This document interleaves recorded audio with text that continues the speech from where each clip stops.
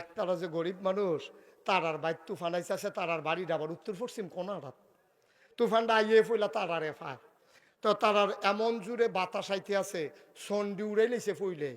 অহন এই বাহি যেদি আছে এইডিও লইয়া যাই খেতেছে, ফালামাল এমনি মরমরি দিয়ে উঠে কতক্ষণ ফরে ফরে। তো বেডিয়ে সেইটা কইতাছে, হ্যাঁ কত বেড়াইতে দেখছি তুফান আইলে আজান দেয়, একটা আজান দিলেও তো তুফানটা কুদুর কমে। তো এই কথা হইনা আজান দিতে গেছে, তুফান আরো বাড়ছে। হ্যাঁ, আজানটা দেওয়ানো শুরু করানোর লগে লগে তুফানটা একটা জুহি দিছে। এ বেডি সিল্লান দিয়া কয়, তুফান বাড়তো না কমবো কেমনে?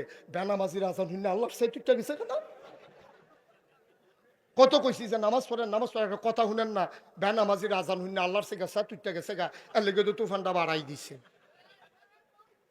এখন তুফান আরো বাড়তে আছে। এর ভিতরে দিয়ে হেতান ফালা টালা দইরা বইয়া রইছে।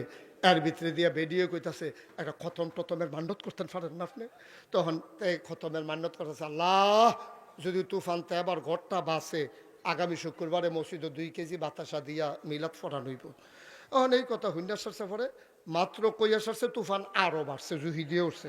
বাড়ে এখন যা 3 কেজি। এখন 3 কেজি কইছে পরে তুফান এমন একটা লাড়া দিছে, তে আর সহ্য করতে পারছে না, ঠেলার লগে গেছে 10 কেজি। বেরিয়েছিলাম যে আমরা মিলাদ ফরাইতাম না। উড়াইলে যে 10 কেজি বাতাসার দাম কত, আমরা ঘরের দাম কত। নতুন ঘর তুইলাম বাতাসার টেহা দিয়ে দেওয়ালা।